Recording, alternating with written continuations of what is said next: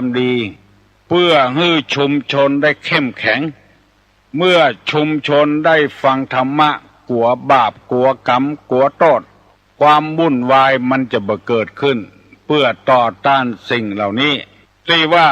พระเจ้าสะดุ้งมารก็เพราะหมู่เนี้ยที่เฮาสะดุ้งหวาดกลัวกันต่างๆนานาช่อกันโกงกันปลุกระดมกันให้เข้าใจที่ผิดเนี่ยให้เจ้าบ้านเจ้าจองเสียเงินเสียทองเวลานี้หมู่ที่ฟังธรรมแล้วบ่ได้นำไปปฏิบัติหรือว่าบ่ฟังกำไผรัฐบาลเพิ่นก็เป็นห่วงเจ้าบ้านเจ้าเมืองผู้ฮู้ผู้รักทั้งหลายก็เป็นห่วงเพราะว่าไปหมกมุ่นอยู่การพนันเพิ่นพยายามดับการพนันเพราะเป็นเหตุให้คนเฮานี้ขี้ค้านบ่ใครเนี่ยการ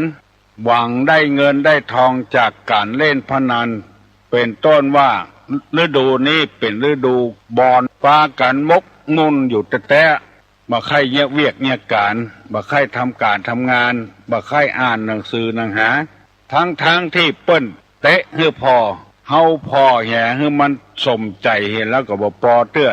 มาใส่กันแถมจนหมดเงินหมดทองกันเทกระเป๋ากันเป็นหนี้เปิ้นโดยแถมหาทางออกบ่ได้ไปกายาบ้าไปจี้เอาทองบักกี่วันนี้ตัวก็ไปบ่รอดตำรวจยับทองก็ได้คืนเฮาอยู่เฉยตามศีลตามธรรมดีกว่าพอก็พอเห็นพอละมาถ้าไปเล่นมันกลับอกกลับใจจะอีแล้วก็ถึงเฮาได้เขาบ่จ่ายให้เฮาก็ฟ้องบ่ได้เพราะการพนันนี่ฟ้องกันบ่ได้เนี่ยโบราณเปิ้นถึงว่าเปิ้นเนี่ยตัวเนี่ยตามเกี้ยอันเดียวนี่กรรมโบราณเปิ้นว่าตามเกี้ยนี่ต้องตาม2 อัน 3 อันก่อนอันหนึ่งดับอันเปิ้งอันหนึ่งยังลูกอยู่เปิ้งกันไปเปิ้งกันมาอันนี้ตามเกี้ยอันเดียวเปิ้นเฮาว่าเกี้ยไม่ไม้มันหาที่เปิ้งบ่ได้พอมันดับแล้วก็ดับละมาเสาะต่อที่อื่นแถมคนเฮาก็นอกจากมาฟังกำไผ่แล้วควรจะมีสามัญสำนึกพ่องคนใดก็ใคร่รวยคนใดก็ใคร่ถูกเมื่อมันบ่ถูกขึ้นก็หมดโกหมดโกกคนผู้ดีคนที่มีชื่อมีเสียงล้มละลายก็เพราะการพนันนี่เองต้องมีลวดลายต้องมีอย่างหลายอย่างเกี่ยวกับดวงเกี่ยวกับชะตาเฮาถ้าชะตาเฮาบ่ดีเนี่ยไปเล่นจะได้มันก็เสียหมดเสียดายเงินอยู่ในกระเป๋าจัดดีอยู่ในธนาคารจัดดีแล้วไปล้นไปเล่นตัวเปิ้นเกิดมันบ่ถูกมาเสี่ยงบัดใจน้อยๆตั้งแต่10,000ขึ้นไปบัดใจ10 บาท20 บาทเอาเวลาที่ไปนั่งพอทำงานก็บ่คืบหน้าเงินก็บ่ได้มีกระเสียกับเสียในทางธรรมะพระพุทธศาสนาเปิ้นฮ้องว่าอบายมุขนักเล่งเล่นการพนันนี่เป็นอบายมุขอบายนี่เป็นว่าหนทางที่บดีหนทางที่บ่ประเสริฐหนทางที่ล้มเหลวมุขะนี่แปลว่าปากมุขตวานนี่ปากมันและอย่างที่เฮาเข้าไปวัดไปหันหน้ามุขวิหารปากทางเข้าวิหารอบายมุขนี่หนทางที่เข้าไปสู่อบายนี่มีนรกเดรัจฉานเปรตอสุรกายเป็นไปได้หมดตกนรกทั้งเป็นหมดเงินหมดทองเป็นหนี้เป็นสินเปิ้นกินก็บ่ลำนอนก็บ่หลับค่าตัวเก่าฮื้อปนหนี้ปนสินไปเหียมาจำเป็นสักหน่อยที่จะเอาชีวิตไปแลกกับการพนันอันนี้ตกมรณก2ไปเป็นเดรัจฉานเมื่อบ่ซ้ายบ่แตนเปิ้นก็ด่าหัวไอ้วอกไอ้หมาเป็นสัตว์เดรัจฉานไปเหียแล้วเป็นเปรตคือว่าซุบสับเสาะว่างหากินเป็นอรูสุรกายเป็นเปรตนี่นึกว่าไผจะฮื้อยืมฮื้อกู้ฮื้อยืมเมื่อบ่ได้ก็ขึ้นร่องเป็นเปรตเป็นอสุรกายคือพกกินเปิ้นเผลอที่ไหนก็ไปลักไปจกของเปิ้นไปชอบไปโกงไปจี้ไปปล้นของเปิ้นเพื่อจะเอาเงินไปใจหนี้กาบบอนเลยเป็นอบายภูมิไปเหี่ยวพ ภูมิที่ในทางที่บดีในทางที่บประเสริฐเพราะฉะนั้นจึงขอฝากกรรมที่ว่าเปิ้นเนี่ยตัวเนี่ยตามเกี้ยอันเดียวเพื่อพี่น้องทั้งหลายได้พิจารณาจะไปใส่ไปเสียกันเป็นเงินเป็นทองพอเอาด้วยธรรมะไผชนะไผชนะไผก็พอแล้วการพนันนี่มันสึงเข้าหัวอกหัวใจของคนไทยนี่มาเมินละมีลายหนึ่งให้อู้เปื่อนมันฟังว่าเปื่อนเฮาเนี่ยย่างการพนันหมดแล้วบัดเดี๋ยวนี้เฮาบ่เกี่ยวข้องอย่างซะอย่างเปื่อนมันก็บอกเชื่อเป็นไปบ่ได้มาเคยดิดมันก็ยืนยันว่ามันบ่เล่นละเล่นอยู่ถ้าพอเด้อบ่เล่นละเถียงเข้าเอาเห็นแล้ว เพื่อนว่าเฮาบ่เล่นกันเฮาจะเล่นอยู่กันเล่นเนี่ยเฮาย่างนะบ่ย่างบ่ได้เอามาเอาอย่างงี้มาเอาใส่กันมานี่แหละเอาใส่กันมากนี่แสดงว่าเอาเหลี่ยแล้วเล่นการพนันแล้วใส่กันเท่าใดถ้าข้าบ่เล่นแต่ป๊บก็ใส่กันแล้วเป็นการพนันไปเห็นแล้วอันนี้ฝากไว้เนอะกรรมโบราณเปิ้นว่าไว้เปิ้นเนี่ยตัวเนี่ยตามเกี้ยอันเดียวมันเป็นน้ำมันอย่าเกี้ยไม่นับได้รับตามจะได้วันนี้จะได้นำเอาจริยธรรมสำหรับชาวบ้านทั่วไปที่ได้อธิบายมาแล้วเป็น8 ข้อแล้วข้อที่8ว่าเทียบเคียงฐานะวิชาและอาชีพให้ทันเพื่อนบ้านเปิ้นว่าจะนะพอฐานะของตัวกับของเปิ้นดีเหลืองเฮาเพราะเปิ้นเนี่ยหยังแล้วเฮาจะได้เฮียนแบบเปิ้นว่าใจว่าพอบ่ได้มองบ่ได้ต้องขยันขันแข็งต้องเก็บหอมรอมริบต้องคบคนดีต้องประกอบอาชีพบ่ผิดศีลผิดธรรมกฎหมายบ้านกฎหมายเมืองเปิ้นหิเปิ้นหาของเปิ้นวันนี้จะได้นำเอาข้อที่9มาเสนอให้ท่านผู้ฟังทั้งหลายโดยคำว่าเลือกคบสมาคมแต่คนขยันเลือกคบสมาคมแต่คนขยันโบราณเปิ้นว่าคบคนดีคบคนชั่วปาเดือดร้อนชิบหายเพราะฉะนั้นการคบคนเพื่อจะให้ฐานะความเป็นอยู่ของเราเจริญรุ่งเรืองขึ้นอย่าไปคบคนบดีคบคนพาลไปหาผิดคบบัณฑิตพาไปหาผลเพิ่นบอกว่าคบแต่คนขยันคนใดคนหนึ่งถ้าไปอยู่ในหมู่คนขยันบ่มีวันที่จะตกทุกข์ได้ยากจะต้องทำการทำงานดูตัวอย่างพอออกแม่ออกจะหันง่ายๆเอาลูกไปฝากกับวัดไปบวชกับวัดไปตกใส่วัดที่เจ้าตู้หลวงที่ค้านบ่าทำวัดเจ้าบ่าทำวัดเย็นบ่าสั่งสอนลูกศิษย์ลูกหาบวชกี่ปีกี่เดือนกี่วันก็จ้างเถอะก็มองอันนะศึกหาลาเพศไปแล้วก็บ่ได้อย่างสักอย่างถ้าไปอยู่กับตู้หลวงหรือเจ้าอาวาสที่ดีหน่อยเอาใจใส่ปีหนึ่งก็สอบได้อย่างหนึ่งปีหนึ่งก็สอบได้อย่างหนึ่งอยู่ที่ไหนไปที่ไหนก็เป็นรักเป็นฐานดีดูตัวอย่างวัดพระบรมธาตุเจ้าโดสุเทพพระเนนเถนเจ้าไปอยู่กับเจ้าคุณเปิ้นมีปฏิปทาดีตื่นเจ้าขึ้นมาก็ทำวัดค่ำมาก็ทำวัดใกล้จะนอนก็ทำวัดลูกศิษย์ลูกหาที่ไปอยู่ตามวัดต่างๆได้นำเอาปฏิปทาของท่านเจ้าคุณเทพวรสิทธาจารย์ไปปฏิบัติตกที่ไหนก็งอกงามไพบูลย์ที่หั่นตกวัดอินทขินวัดเจ็ดลิ้น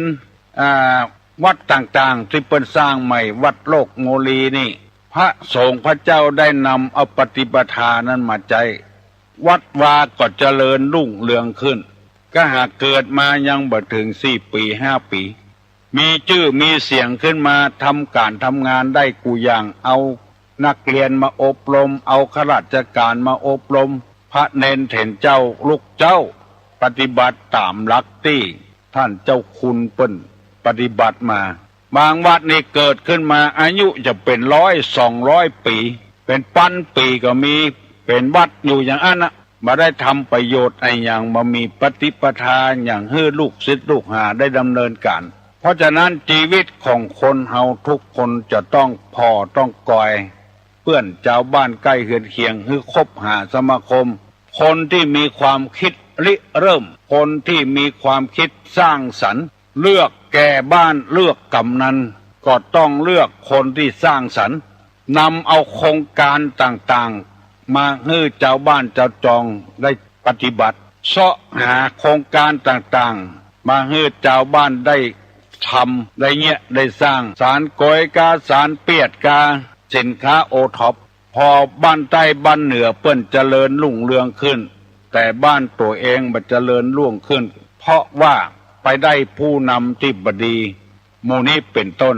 บ้านบางบ้านนี้ผู้ใหญ่บ้านเปิ้นขอร้องเจ้าบ้านบ้านไหนให้ขายเหล้าเหียดตี้เดียวก็พอละบ้านบางบ้านนี่ขายกูชอกกูมุมคนซื้อกินง่ายมีการมีงานอย่างน้อยเดียวก็ซื้อเหล้ามากินกันบอกว่าจะเป็นในวัดในวางานศพงานซากเอาเหล้ามาตั้งกันเป็นวงมันนึกถึงว่าในวัดเป็นสถานที่ปฏิบัติธรรมเว้นเหียสักตี้ก็พอบ่ได้ก็เพราะเหตุว่าบ่พ่อบ่กอยบ้านเหนือบ้านใต้เปิ้นเว้นเหียสักตี้ในวัดในวาย่างมาเลี้ยงเหล้าบ่เลี้ยงยากันให้กินหรือไปกินทั้งนอกทั้งป้างกินที่เปิ้นขายกันเพราะเหตุว่าผู้ที่ปกครองบ้านบ่พอบ้านใต้บ่พอบ้านเหนือเปิ้นอันเนี้ยของื้อพี่น้องทั้งหลายฟังแล้วนำไปพิจารณาคือคบแต่คนขยันที่จะนำความเจริญมาสู่ครอบครัวอย่าไปคบกันโคกับคนขี้ขันถ้าคบคนใดจะเป็นอย่างนั้นเพราะว่านิสัยมันติดไปดูละอ่อนประเดียวหมู่ทดลองวิทยาศาสตร์คบกันแต่เนิ่นโจรเอาไปแข่งขันนอกประเทศได้รางวัลที่1ก็มีคนไทยเฮานี่คบกันเล่นกีฬาคนเฒ่าก็คบกันขยันออกกำลังเดินพ่องนั่งพ่องฟังเพลงพ่องไปเต้นกันอันเนี้ยถูกต้องแล้วถูกต้องตามหลักธรรมเนี่ยก็กลุ่มรุมลากันออกกำลังกันไปเต้นกันมีหลายบ้านที่มาขอความร่วมมือตุลุงขอซื้อแอมมิฟายเพื่อเปิดเพลงเต้นลำกันมวยจินพ่องอย่างพ่องเมื่อมาหันแล้วตุลุงก็หันอกหันใจพยายามรวบรวมเงินทองได้ก็เอาฮื้อเปิ้นเพราะเปิ้นคบกันในทางที่ดีบ่คบไปกินเหล้ากินยาหมู่นี้เป็นต้นธรรมะข้อนี้ขอฝากพี่น้องทั้งหลายที่มุ่งหวังความเจริญใส่ตัวเองใส่ครอบครัวพยายามคบแต่คนขยันขันแข็งมันอดทนทำวัดเจ้าทำวัดเย็นตึงวันไม่ได้ขาดมันอบรมสั่งสอนพระเนนเถนเจ้ามันป้อนวิชาความรู้ให้แก่พระแก่เนนให้อยู่ในศีลกินในธรรมบ่ใจปล่อยปะละเลยไปเลยความเจริญยังบ่เกิดขึ้นวัดบางวัดเกิดขึ้นมาบ่กี่ปีเจริญรุ่งเรืองขึ้นคำว่าเจริญรุ่งเรืองนี่บ่ใจว่ามีกุฏิใหญ่วิหารใหญ่โบสถ์ใหญ่อย่างเดียวใหญ่บ่ได้และบ่ได้ใจประโยชน์ก็บ่มีสาระสร้างกุฏิหลังบ่เละบ่เล่นอยู่2 ตนสร้างวิหารหลังบ่เละบ่เล่นตลอดปีตลอดแล้งบัดจวนศรัทธาใส่บาตรญาติตกแปลงศาลาหลังจัดใหญ่ปิดไว้เหี่ยวันค่ำคืนหุ่งไผบ่ได้ใจก็บ่มีสาระบ่มีประโยชน์ถ้าแปลงแล้วได้ใจแปลงห้องสมุดให้คนมาอ่านหนังสือเก็บของเก่าของแก่เป็นไถเป็นแอกเป็นเฟือเป็นหม้อนึ่งให้เข้าที่คนเก่าคนเฒ่าคนแก่เปิ้นใจซอยตะกอนเก็บไว้เป็นพิพิธภัณฑ์บ่ต้องมีก้ามีศีลอย่างเท่าใดหรือว่าอาคารต่างๆเอาพระเอาเนนมาเรียนหนังสือจะเป็นนักธรรมก็ได้บาลีก็ได้อภิธรรมก็ได้คือได้ห้ำได้เรียนพระธรรมวินัยก็ยังแควนน้อยพอเปื้อนบ้านใต้บ้านเหนือวัดใต้วัดเหนือคือคบแต่คนขยันเอาลูกศิษย์ลูกหาลูกหลานเลนไปฝากวัดที่ขยันแล้วมันจะได้เจริญรุ่งเรืองขึ้นนำเอาปฏิปทานั้นมาใจ แล้วชีวิตของเราจะมีความหมายขึ้นที่เราเคยหันทีวีรถเสียอะไรเสียเปลี่ยนได้แต่ชีวิตของคนนี่มันเปลี่ยนบ่ได้เพราะมันหายากมีดวงเดียวอันเดียวพอมันดับไปแล้วก็หมดเรื่องแล้วแต่ว่าอย่าไปขอให้มันดับง่ายๆอยู่อย่างเศรษฐกิจพอเพียงครอบครัวที่มีความอบอุ่นจะไปปล่อยปละละเลยท่านผู้หวังความเจริญใส่ตัวให้คบหาสมาคมแต่คนขยันตามในหลักจริยธรรมของชาวบ้าน10 อย่างที่ตุลุงนำมาเสนอให้พี่น้องทั้งหลายได้ฟังกูเจ้าไปฟังเบื่อฟังนายฟังกายเถอะเนอตุลุงนำมาเสนอเพื่อเป็นการสร้างสรรค์วิทยุชุมชนเกิดขึ้นอยู่เรื่อยๆเพื่อจะให้ชุมชนได้ฟังแล้วเข้มแข็งขึ้นได้ฟังกำกันขึ้นบ่ให้ลูกอำนาจแก่ความอยากที่เกิดขึ้นข้อนี้หมายความว่ากึดได้จะได้เนี่ยอย่างอันใครว่าจะได้ว่าอย่างอันอันนี้ลูกอำนาจแก่ความอยากความต้องการของตัวสมาคมสังคมชมรมจะเป็นจะได้บ่เข้าใจ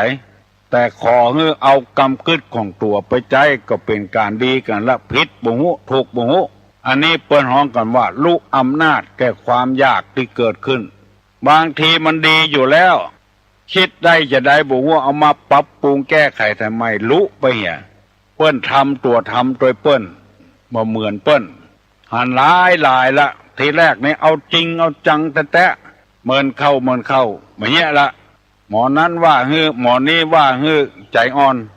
หุยหายตุยตายไปเหี่ยแล้ว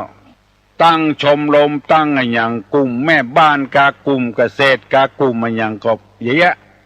เหมือนเข้าหุยหายตุยตายเหี่ยละบ่เป็นรักเป็นฐานตั้งกลุ่มหนุ่มกลุ่มสาวไว้เหมือนเข้าหุยหายตุยตายไปเหี่ยบัดเนี้ยเหมือนเปิ้นเหมือนต้านลูกอำนาจแก่ความอยากที่เกิดขึ้นท่านผู้ฟังทั้งหลายตุลุงพยายามป้อนความรู้ให้แก่ท่านทั้งหลายหงายสิ่งที่มันคว่ำไว้ให้เฮาได้ฟังกันจริยธรรมของเจ้าบ้านนะถ้าปฏิบัติได้ตามหลักเนี้ยอยู่สบายเลยบ่จำเป็นต้องร่ำต้องรวยบ่ต้องมียศถาบรรดาศักดิ์บ่ต้องไผอวดไผอ้างเฮาก็มีความสุขนึกถึงภัยของความยากจนไว้ก่อน2นึกถึงผลของความขยัน3นึกถึงกัตถาอาชีพของเศรษฐีอุทานะสัมปทาอารักขสัมปทากัลยาณมิตรตาแล้วก็ประกอบอาชีพสุจริตอุอากัสสะ4นึกถึงอาหารที่จะต้องหามาเลี้ยงชีวิตถึงวันจะไปอยู่กินนึกจะมาเลี้ยงต้องเลี้ยงไส้5ตรวจตาความมรดกทุนรอนหรือกรรมสิทธิ์ของตัวเองว่ามันเพิ่มขึ้นมาการมันลดลงไปการแล้วก็6คำนึงถึงบรรพบุรุษที่ท่านดำรงชีวิตวงตระกูลไว้7ภูมิใจในภาวะที่ได้เกิดมาเป็นคนเป็นมนุษย์8เทียบเคียงฐานะวิชาอาชีพให้ทันกับชาวบ้าน9เลือกคบหาสมาคมกับคนขยันได้9ข้อแล้วยังแถมข้อเดียวเรื่องจริยธรรมของชาวบ้านวันพุธตุลุงจะได้นำมาเสนอให้พี่น้องทั้งหลายโดยคำว่าปลุกใจให้เกิดความอุตสาหะเป็นนิดปลุกระดมตัวเก่าเองอันนี้นำมาเสนอให้พี่น้องทั้งหลายจะไปโคดจะไปเกลียดจะไปนึกว่าตุลุงมาสั่งมาสอนมาด่ามาแจ้งถ้านึกอย่างนั้นแล้วเป็นอกุศลไปหมดเสียเวลาตึงคนนำมาเสนอตึงคนฟังเพื่อสร้างสรรค์สังคมมันดีขึ้นเมื่อตะวานิตุลุงไปนิมนต์ฉันเพนที่บ้านศาลาเนี่ยบ้านพ่อหลวงพิทักษ์โอ้เป็นที่น่าภาคภูมิใจพันเอกพิเศษทหารยกขันโตกช่วยเจ้าบ้านพันตีทหารยกสั่งเกณฑ์ให้ทุกเจ้านายดาบตำรวจช่วยเป็นภาระหาน้ำยาดมังฮือ เจ้าภาพพอแล้วมันม่วนอกม่วนใจเพราะว่าบ่อยู่บ่ได้บ่ไปนั่งพอบ่ได้ใช้เวลาให้เป็นประโยชน์เจ้าภาคภูมิใจเป็นอย่างมากตี้หันคนระดับนายพันนายร้อยบ่อยู่บ่ได้บ่ไปนั่งกินข้าวบ่ได้อู้ซื่อๆนะมีมือสองเบื้องมีตีนสองตีนจ้อยเจ้าของบ้านเป็นที่มาหน้าภาคภูมิใจดีใจเป็นอย่างมากคนเฮาถ้าอยากจะให้สมาคมชุมชนเข้มแข็งต้องเป็นคนอย่างนั้นต้องช่วยเหลือกันบางรายนี่อยู่กับบ้านเปิ้นบ่ฮู้จักไผสักคนบ่ได้ทำประโยชน์ให้สังคมเนี่ยเลยก็ขอฝากไว้ให้ปรับปรุงตัวเก่าให้เข้ากับหมู่กับคณะยกมือไหว้เนิดตุลุงจะปั่นปอนละสัพปิติโยวิวัจจันตุสัพพะโลโกวินัสสตุมาเตภวะตุนตะลาโยสุขีติกายุโกภวะอภิวาทนะสีลิสนิจจังพุทธาปัจจายิโนจัตตาโลธรรมาวัฏันติอายุวันโนสุขังพลัง